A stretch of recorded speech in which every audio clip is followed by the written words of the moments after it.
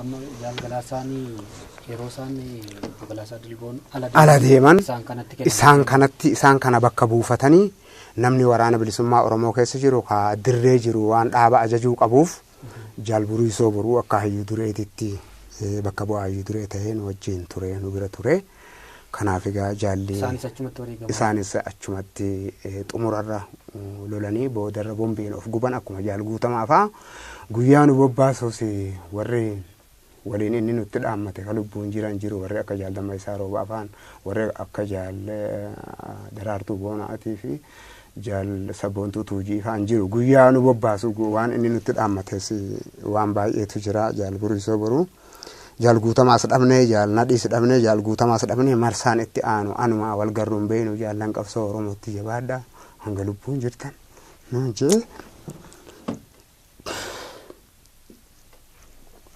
jaala waaqni jannataan haa qananiisu warra isa wajjin wareegamee fi sallee walaloo gaafa inni wareegamus barreesse meeqaatamii dhabne bantii gootawwanii kukummii lammiidhaa kan qabsoo kuwanii waan boqochiisu ba'an nurra dhiisan bilisummaan baagumaan dhiiga isaanii kan jiru walaleessan jira kanaafu jaalaanaa bareen ta'u kan kadirsa iddoo yadalallee itti dalage walaloo kana yeroo wajjin jirru kanaafu gaa meeqaatamii dhabne bantii gootawwanii kukummii lammiidhaa kan qabsoof kufanii waan boqochiisu meeqaatamii dhabne bantii gootawwanii meeqaatamii dhabne bantii gootawwanii kukummii lammiidhaa kan qabsoof kufanii waan boqochiisu ba'aan nurra dhiisan bilisummaan baagumaan dhiiga isaanii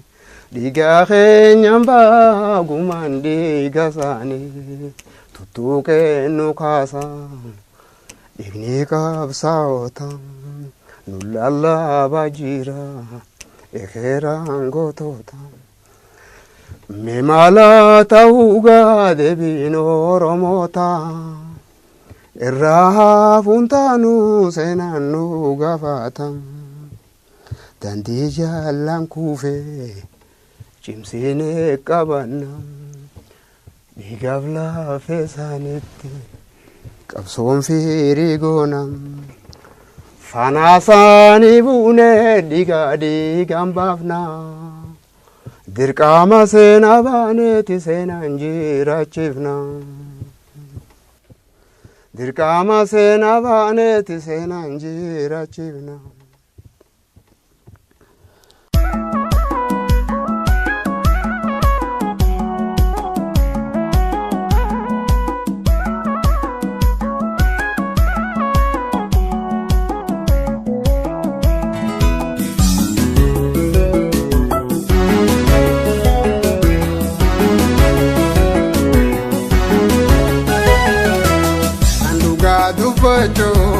Irenya saborese ya halukul warege omiyam tabarse wosindogan nesena kuntudigam barese sinirambon nesena wotadigam barese anduga dubocho irenya saborese ya halukul warege omiyam tabarse wosindogan nesena kuntudigam barese Sinirambon nesena kota digam barese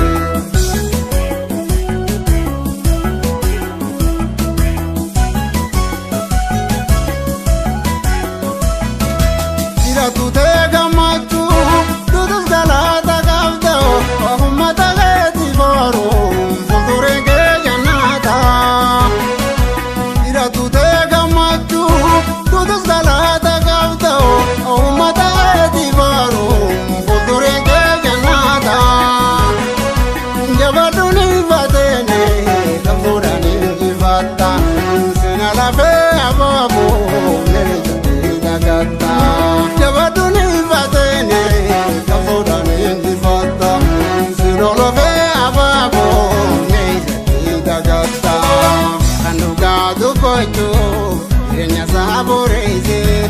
halukul warege omiyam tabarse wasintagan nesena kuntudigam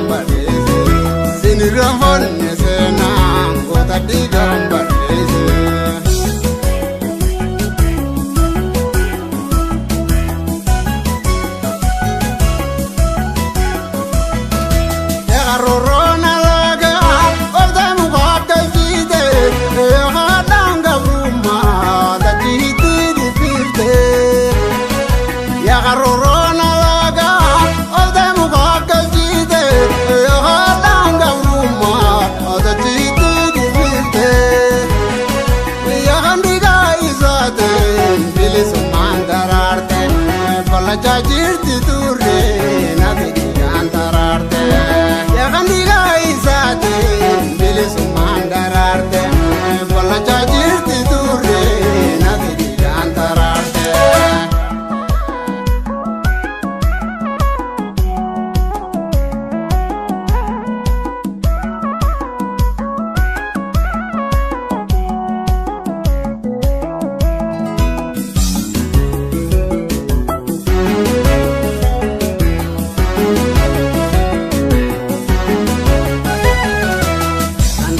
Dubacho, Irenya Saborese, Yahalupul Warege, Omi out of Arse, wasn't the Gannesena, to Digambarese, Siniramon Nesena, was a Digambarese, Anduga Dubacho, Irenya Saborese, Yahalupul Warege, Omi out of Arse, wasn't the Gannesena. Sinirambon nesena wata digambarese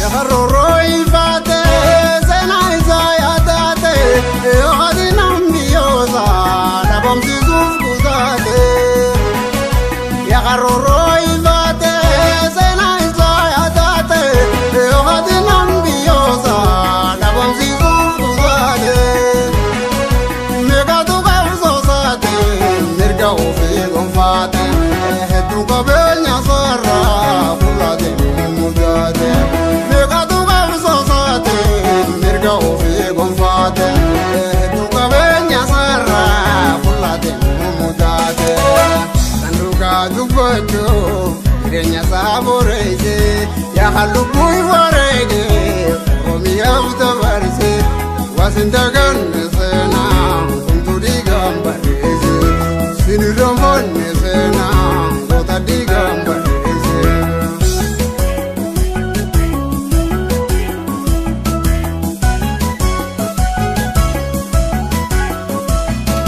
Yakadigangu kule Sena sababar sisu Yakalave vijobse Dandiru gandirisu Yakadigangu kule Sena sababar sisu Yakalave vijobse Dandiru gandirisu Dugange ulla soda Enyurra sena babso Ingifano gonfacho Kenyu lemamseso Dugange ulla soda Enyurra sena babso Ingifano gonfacho Kenyu lemamseso Anduga dubacho Irenya saborese Yahalupul warege Omi avta varse Wasindogon nesena Kunturi gambarese Sinirambon nesena Wota digambarese Sinirambon nesena Wota digambarese Wasindogon nesena Wota digambarese Sinirambon nesena Wota digambarese Sinirambon nesena Wota digambarese Ja'ati egaa akkasitti Akkamitti simbira dhabame kun dhiigammadaan hundeessama. jaalladhii gammadaa bara dheeraa wajjin qabsoofnee sagalee uummata Oromoo jabduu ture jaalladhii gammadaatii fi keessattuu qabsaa'ota qabsoo rogoondaa uummata Oromoo warreen nu biraa wareegaman keessaa kan wareegamanii fi kan dhabaman keessaa sagalee jabduu uummata Oromoo kan turan jaalladhii gammadaatii fi jaal buruu isoo boruu damee dantaa siyaasaa adda bilisummaa Oromoo gaanfa Afrikaa irratti maqaa Oromoo fi Oromiyaa bal'isuu fi dhimma dantaa Oromoo calleessuu irratti jarri kun jaalguutamaa hawaasa abbaa qabsaa'ota qabsoo bilisummaa Oromoo tarsimoo adda bilisummaa Oromoo kan tahe jaalguutamaa hawaaseen wajjin isaan kun hedduu warreen wareegamanii fi nu bira dabran keessa yaadannoo jajjabduu kan nu biratti dhiisanii fi uummata Oromoo birattis dhiisanii fi akkasuma immoo dhimma dantaa Oromoo roga siyaasaa, roga waraanaa, roga diinagdee fi akkasuma immoo roga tikaa hundarratti dhaaba kana saba keenya cimanii cimsanii oofuu irratti nama sirriitti shoora jabaa taphachaa turan jaallawwan kuni. Kanaafuu jaalladhii gammadaa sagalee uummata Oromoo jabduun tun yeroo coomsaa sanitti akkuma uummata Oromoo barsiisuuf iddoo adda addaa fiiganitti boodarra gara Finfinnee asuma Gullallee turanii Gullallee irraa bahanii eessa akka gahanii fi san boodangaa gara Arsiitti gad dhufanis jedhu kun jidduu kanatti dhabame jedhu. Oduu isaa qulqulluugaa akkuma beekamu namni kamuu kan qabuu fi kan hanga ammatti lafa nuu kaayee fi nuuf ibse tokkollee nuu hin jiru dhimma namoonni tokko isaan bahuuf deemanii dhaabarraa ergaan darbee fi alatti bahi jedhameeniitu bahuuf deemaniiti qabamanii buuteen isaanii dhabame kan jedhanis jiru. Gara biyya alaatti jaalladhiin gara biyya alaatti ka ergamanii deemanii qabanii Finfinnee irraa garuu bahanii gara waraana bilisummaa Oromootti yookaan immoo uummata Oromoo barsiisu yeroo sanitti immoo yeroon jaalladhii gammadaa dhabamu kun yeroo nagaumaanii gartee yeroo sanitti chaartarii mootummaa coomsaa keessaa nuti afaanuma bahuuf deemnu kana malee yeroo baanee qulqulloofnellee miti. Yeroon kun inni Gullallee bahee uummata Oromoo barsiisuuf yookaan iddoo tokko tokkotti bakka barbaachisetti warra barbaachisu qunnamuuf yeroo deemuutu gara bahaatti gadoo deemuu Finfinnee irraa gadoo deemuu qofa kan dhageenye malee yeroo sanitti ani immoo ergamee naannawa zoonii Madda Walaabuu aanaa Hamannaa bakka Irbaa jedhamtuun ture gaafa jaalladhiin dhabamu ani uummata Hamannaatiin barsiisaa ture gaafa sanii. Gaafa kana dhabamuu isaa roobetti ol dhufeetiin dhagahee kanaafuu akkaataa dhabama isaa namni sirriitti qulqulleessee nuuf ibsee fi nuun gahe haga ammaatti hoogganoonni san durallee hanga wal gaggaafachaa turretti jaal guutamaa fa'aanis jaal buruusoo fa'aanis hanga wal gaggaafataa turretti dhimma jaalladhii nama nuuf qulqulleesse hin arganne jedhanii warra nu wajjin boo'u malee nama deebii akkana akkasii jaalli akkana ta'e nama nuun jedhu hin garre jaal guutamaa birattis jaal buruusoo birattis. Akkasii jechuudha.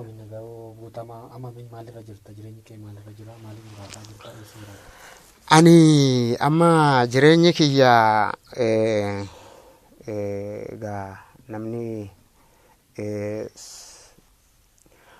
namni mirga saba isaatiif falmu tokko immoo kan dirree bahee akka uummannis beekutti akka immoo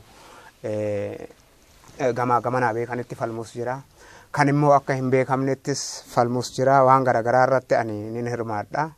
Dhimma tokkummaa Oromoo irratti nin hirmaadha. Bakkoota adda addaatti uummanni Oromoo bakka na waamanitti nin dhaqa. Ani hedduu amma dhaaba adda bilisummaa Oromooilleetiin eegan gargar bahe hoogganni booddeen kana erga gara biyyaatti dhufan namoonni wal gaggarreenii fi wal dubbifneef jiru. Haa ta'u malee haga ammaatti jireenyi keenya jireenyi bakka kana jennee himannu dhaabbataan hin jiru jireenyi qabsooti. Jireenyi nama qabsaa'uugaa qabsoma isaati jiruuf jireenyi keenya qabsoo uummata keenyaati erga jenne immoo nuti maatii keenyaa fi firaa fi hiriyaa keenyallee haga ammaatti tokkollee hin yaadanne nuti akkasumatti socho'aa deema'aatuma bakka uummanni Oromoo itti nu waamee waan nurraa dhaga'uu barbaadetti ni dhageessifna. Akkasuma akkasitti jirra ammaaf immoo Finfinnee tana ji'oota muraasa amma Finfinnee tanan jira. Waan danda'een immoo dhimmuma tokkummaa Oromoo irratti hojjechaa ture ammas hojjechaa jira gara fuulduratti illee kaayyoon koo dhimmuma dantaa Oromoo irratti cimee cimsee hojjechuudha.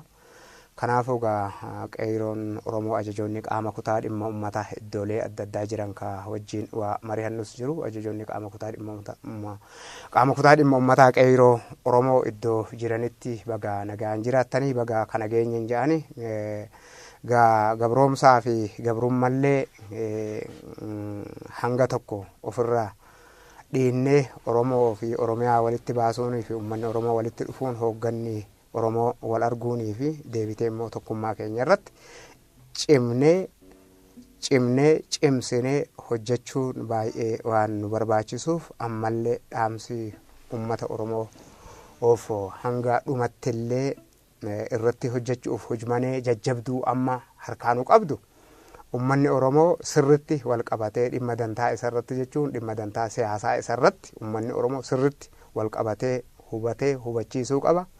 Dhimma dantaa tika isarratti ummannummaan Oromoo ofuma isaatiif of tiksee jiraachuu qaba. Dhimma dantaa diinagdee isarratti akkasumatti hojjechuu qaba. Dhimma dantaa waraana isarrattis tokkoomsee waraana Oromoo waraana Oromiyaa jaaruun ummata Oromoo wardeessuun waraana nam nyaattotaa kan kaleessa ummanni maal eenyu qabuu deeman eenyu hidhuu deeman eenyu ajjeesuu deeman jedhee waraana nam nyaattotaati. Waraanni biyya kanatti ummanni akkamitti beeka waraana? Gaafa waraanni halaalaatti deemaa dhufu ummanni akka nama gartee eenyu ajjeesuu deeman eenyu nu keessaa qabuu deeman eenyu nu keessaa hidhuu deeman eenyu nu keessaa ajjeesuu deeman jedhee yaada ummanni sammuutti.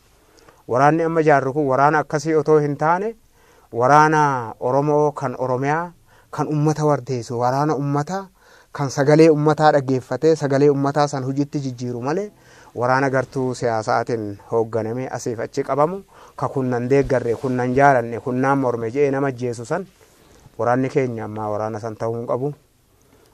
Dhaamsin waraana Oromoo waraana Oromiyaafis qabu waraana ummataa ka sagalee ummataa dhaggeeffatu kan fedha ummataa guutu kan sagalee ummataa hojiitti jijjiiru malee kan gartuu siyaasaa adda addaatti makamee bargaafatee ummata waraanuu fi ummata adamsu akka hin taane waraana Oromiyaatiif kanan dhaama. Ummata Oromootiif immoo akkuma dhimma afran irrattuu nuti Oromoon dhimma afran irrattuu cimnee cimsinee hojjechuu qabna akka jedhe san dhimma dantaa siyaasaa Oromoo irratti Oromoon jabeessee hojjechuu qaba. Dhimma dantaa tika isarratti Oromoon jabeessee jabaatee hojjechuu qaba. Dhimma dantaa waraana isarratti jabaatee jabeessee hojjechuu qaba. Dhimma dantaa diinagdee isarratti illee jabaatee jabeessee ummanni Oromoo waa afran kana walitti makee ummanni Oromoo jabaatee jabeessee hojjechuu qaba. Tokkummaan humna. Egaa kanaaf Oromoon tokko ta'uun bilisoomu bilisoomuun tokko ta'uu.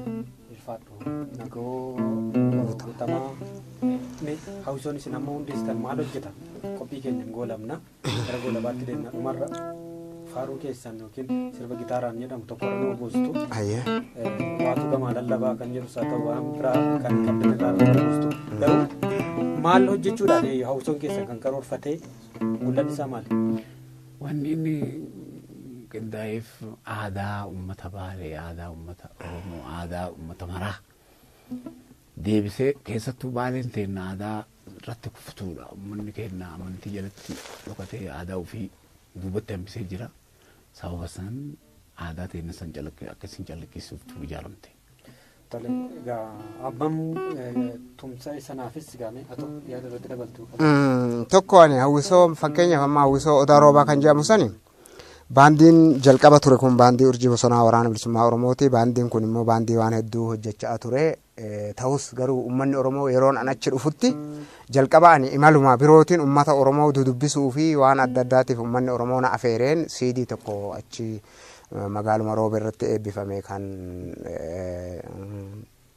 Sheek Kamaal Weeboo tokko achumarratti hirmaadheen achumarraa uummanni gandheeris na dubbifnaan bira gadi ga'anii gaafa kana immoo waan kalee keessa turte sanii fi waan kalee hojjetamaa ture san ni barbaannaa waan san deebiftee nu dhaabuu qabda waan jedhamu gaafiin achitti natti dhufe.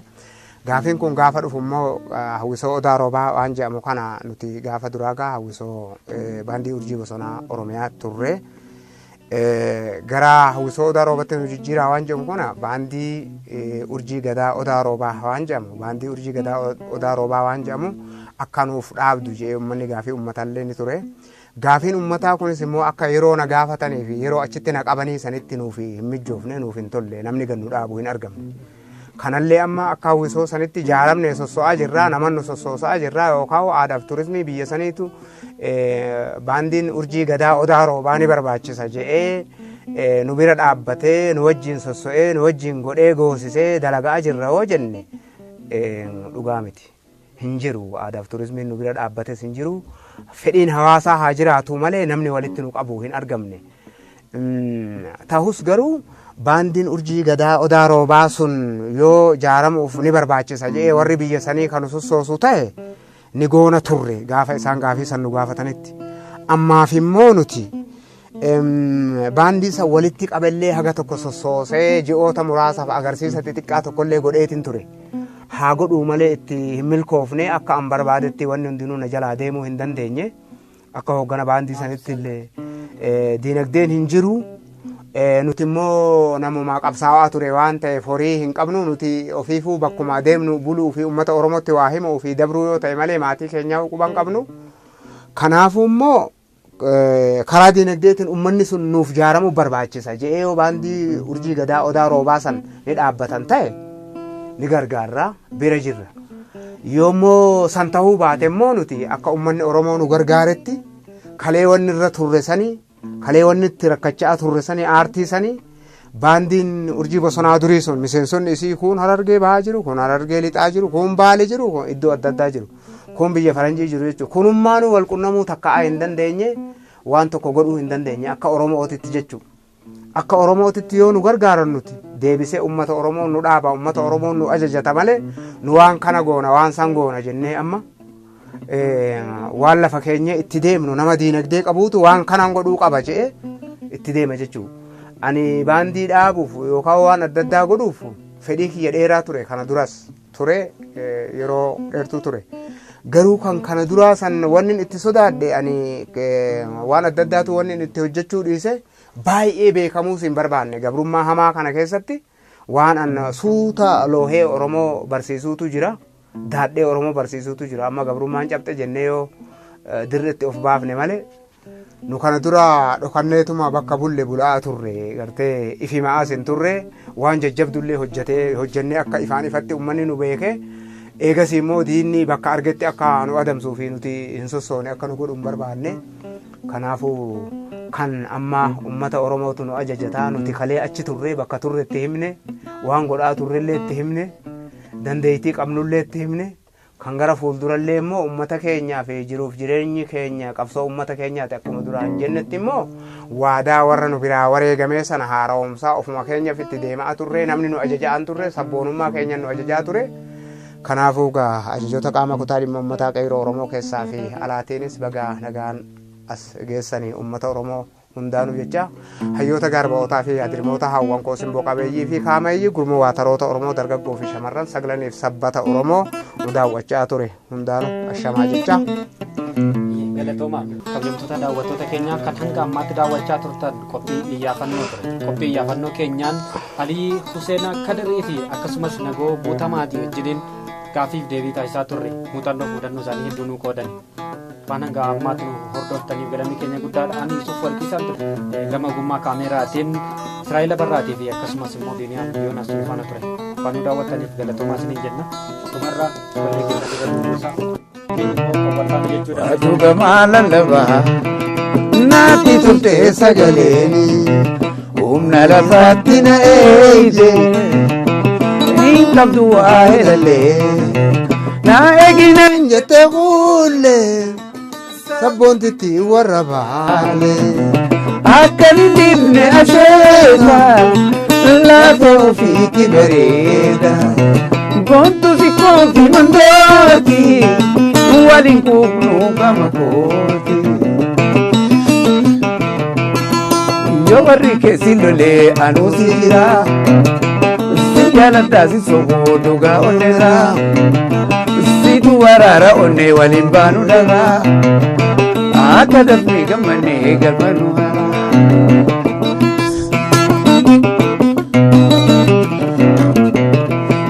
warra keessan tuwaajii Jennine forma baji akka seera arseeti ulfinni kawarrakeeti ayitoome asareeti tooyatu ulfinna keeti gegayoo asraraati tooyata fayyamanaati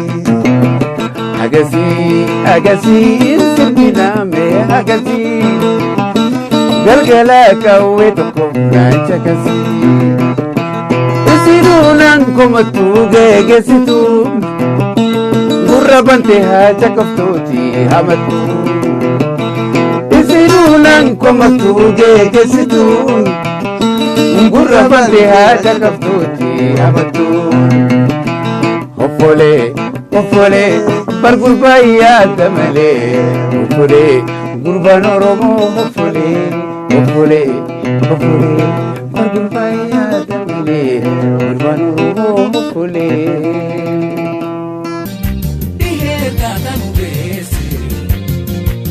Lama warija besi Ora adio don jangulu fi Anadu fuki ya kotu navi Gawa mana kapisi ya kuni Siya matega luga maturi Ora adio don jangulu fi Anadu fuki ya kotu navi Gawa mana kapisi ya kuni Siya matega luga maturi